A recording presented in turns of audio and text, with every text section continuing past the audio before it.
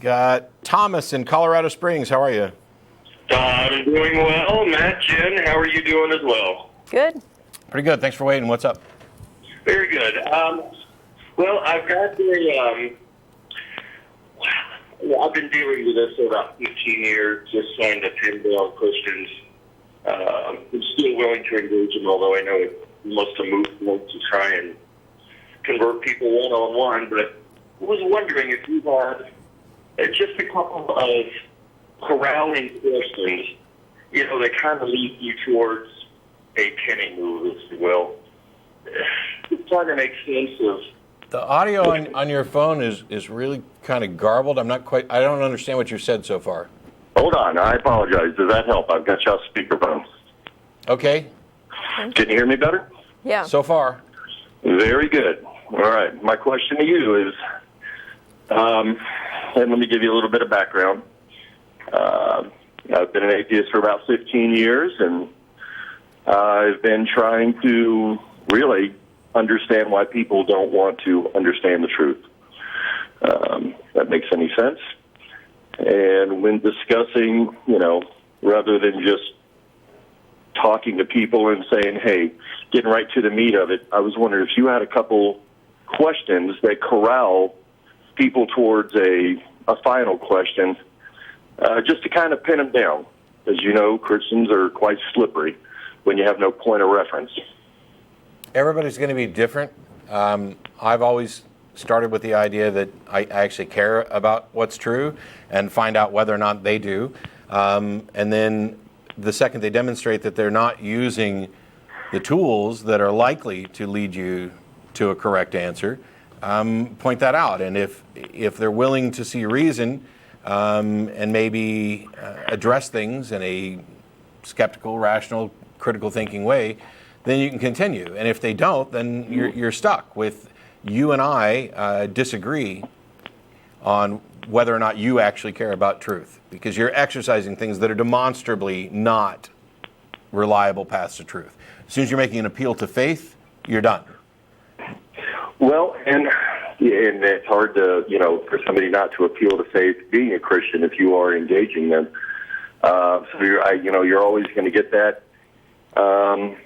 I didn't know if there were just some broad stroke questions that just push them to, it just cuts the meat off the situation and gets right to the matter. And, you can say, hey, define your God and give evidence of them. You could probably start out like that, and I think that's pretty much a finishing move. But well, I mean, if you're asking if there are some like magic questions that you can ask that are,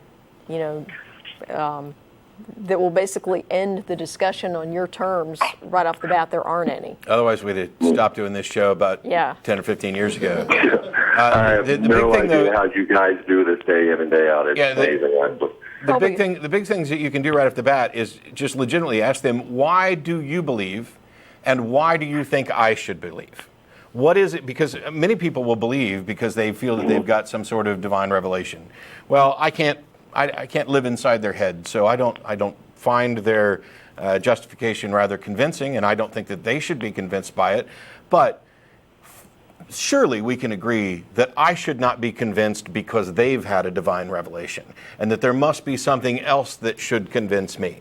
And so I would ask them, why do you believe, and why do you think I should believe? And the why do you think I should believe is the one that matters more, because reality is the thing that we share. Now everybody, you can have your own personal little reality, but that doesn't mean that it maps to the actual reality. And that is an excellent point. And I think what I'm finding the biggest problem is with terminology. When I say, hey, there's the truth and there's everything else, and the truth should stand alone and speak for itself. When I say the truth, they go, whoa, yeah, I have the truth too. The truth of the Lord in me. And you got to go and you got to pin them down on everything. And I just know that y'all are far better at this than I am, and obviously gluttons for punishment too, because Ask I'll lots of questions. Engage everybody on a one-on-one situation. It's just that they're just so slippery. Ask lots of questions and ask why. Eventually, I mean, you're not going to, if your goal is to just keep going running around, entering one-on-one situations and freeing people from religion, that's highly unlikely. I mean, in the years that I've been doing this, I can think of maybe one or two occasions where one-on-one lengthy conversation led to that. Instead, it's the reason we do the show is that this gets a lot of information out to a lot of people. Yeah. A lot of these conversations, and some people take time, and people got into religion for various reasons, and they're going to get out for various reasons. It drives me crazy when people say, oh, you can't reason someone out of a belief they didn't reason themselves into in the first place. Because first of all, you could, except that they did reason themselves into it. Every position you have, you were reasoned into. You believe things because you've been convinced. The point is that you've been convinced for really bad reasons, and when you expose that, then you have a way out. And everybody, I don't know, we've got a pretty good studio audience. How many people used to be religious?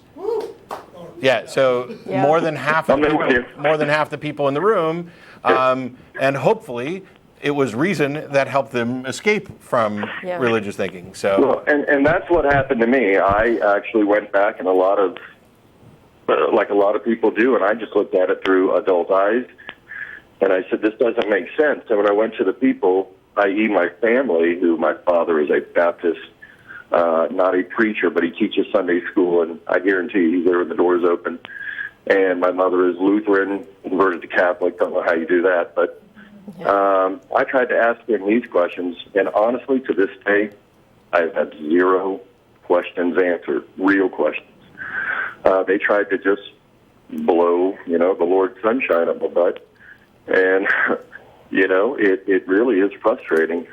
It certainly can be. I've lost everybody in my family over this issue, and I just don't understand why they don't want to know the truth. Yeah, you fix the things you fix, and you're not going to fix the ones you can't. All right. With Thanks, all Thomas. that said, I do have proof of God. Do you? Is that weird? Matt Dillahunty, you are a god among atheists. Okay. No, he's You deny that? Not really, but thanks so much for... Very good. Cool. Yeah, not a god by any stretch of anyone's imagination. I was going to say, no, you're real. And it's, I'm not a god because I exist. But, it's stupid, crazy hot in here. My head's like on fire from the lights today. These are bright. Anyway,